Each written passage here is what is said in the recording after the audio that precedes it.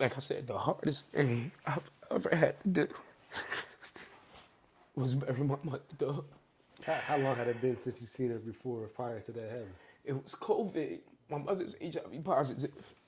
So when COVID happened, she didn't want she didn't want to risk traveling without getting her COVID shots. Right. Because if you don't know, you don't have your white blood cells. They don't fight for you when you're HIV positive, so you don't have no immune system. So something like a common cold could fucking kill you.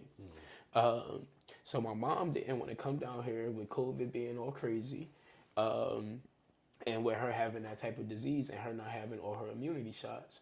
Uh, so COVID happened in what 2019, 2020. Yeah, something like that. So my mom passed away in 2021. So I didn't see my mother since right before COVID. Like my mom used to come out here for like Mother's Day. I bring her out here. Like my birthday. I had my own apartment and shit like that. So I always just send for my mother. Like, Mom, you wanna come out here? Put her ass on the bus, and she'll come out here. But when COVID happened, she didn't want to travel no more. So Right. I didn't. Prior to getting there, looking at my mother in that way, I didn't see her face probably like 3 years. Dang. Cause my mom don't have no iPhone, feel me? She ain't Right. like. And the crazy part, she used to try to follow me on Facebook, but it was other Kathy Welcomes that had followed me before. And I'm like, this ain't my mother. She don't even fucking be on Facebook. To this day, I never accepted my motherfucking Facebook request because I just always thought it was some bullshit, like Yeah. Um, so prior to that, due to COVID, I ain't see my mother. Um, and not because I couldn't, but just because she didn't want to travel, and I could have fucking drove out there, but I just was like, all right, if you don't want to come out here, then we'll just wait till you ready and comfortable. Right. Right. Yeah, so that was kind of that. How did life change after that? Uh, it just was a hole, bro. It was a. I was hanging on by like.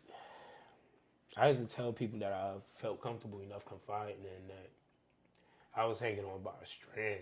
Like, nigga, emotionally, I was a wreck, bro. I didn't have no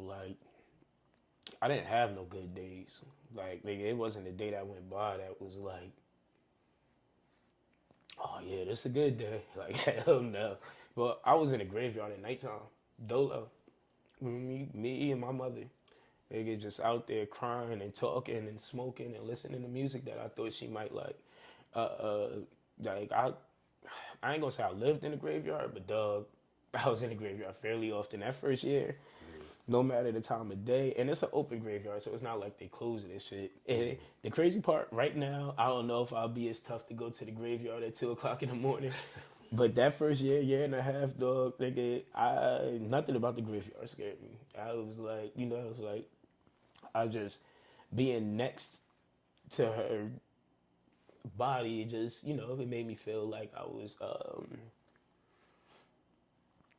close to her. Like it was the only thing I could do to fucking feel like close to my mom. Like, but in that morning stage too, I learned something that and this really helped me too. Most people think when somebody die, your relationship ends with them. For me, nigga, when my mom died, my relationship continued and got better. And I just said earlier, I don't believe in God. So what I mean by that is the way I felt like the way I just felt like if it was a possibility, then I know my mother is doing everything in her power to look over me, hold me down, Right. and whatever way function the universe may prescribe that shit to be. And I caught myself talking to my mom more. Feel me? Like nigga, my mom was alive for years. I'll talk to her once a week, once every 2 weeks. And that wasn't because I was a bad son. Once again, I was ripped away from my mom. So I had to learn a way. Like I told you earlier, my mom was my everything. So for me to like do anything, I had to like not shut down me and my mom's communication, but like she didn't call me every day. You feel me? I Right. didn't call her every day. And over time and years of that happening, we call each other once a week, once every Yeah. 2 weeks, and that kind of just became my, it just kind of became my norm and became my thing. Right. But what I was saying was that I caught myself talking to her more after she had passed. and how the fuck you talking to? But just expressing my feelings, you know, talking about my day and shit. Uh, it made me feel closer to my mom. Like, you know, like it was like my mom was at a distance, then she's gone. Then it's like, oh shit, nigga, like your mom is gone, but you still here. You know, you communicating more, whether that shit fall on deaf ears or not. Um, and another thing I realized is when people see me, they see Kathy. My aunts, my uncles, my cousins, my dad, my grandmother especially. Um, Nigga, every time I used to walk in a room, I could see them like hurt for me. Like, damn, I know, like, and I could see them look at me almost like a light, like, damn, look at Kathy and him. And that brings me a sense of, you know, I'm happy to be Kathy's boy. Yeah. Yeah. So, losing somebody that you love like that, it has its ups and downs, man. It has its ups and downs. Yeah. To this day, dog, it's been my mom passed in 2021. I like it's not like the first 18 months after it happened. I won't lie and exaggerate. Like I was crippled every day, crying, bitching. But now I just have my moments, you know. Like you know, I just have my moments. Sometimes they long, sometimes they not.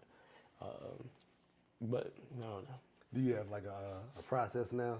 Like when you do have them down moments, like now, do you like, all right, I just feel it. The okay. best thing I could tell for anybody, dog, that's going through something like that, if you have the strength and the sanity to go through the motions, go the fuck through them. Don't hide. If you feel like crying, cry. Feel me? Like people like, nigga, if people like you're miserable, of course I'm fucking miserable. I lost my mother. How am I supposed to be out here? Like I'm supposed to be like, you know, like, nigga, if you feel miserable, if you feel sad, and I got a playlist called Mommy. Nigga, I listen to that playlist and this shit makes me cry. I'll listen to it because it helps me feel and remember my mother. So what I would say to anybody, bro, if you ever go through something like that, don't run from the feelings, don't run from the hurt, don't run from the regrets, don't run from the memories. If you have the strength to take that shit on, then take it on.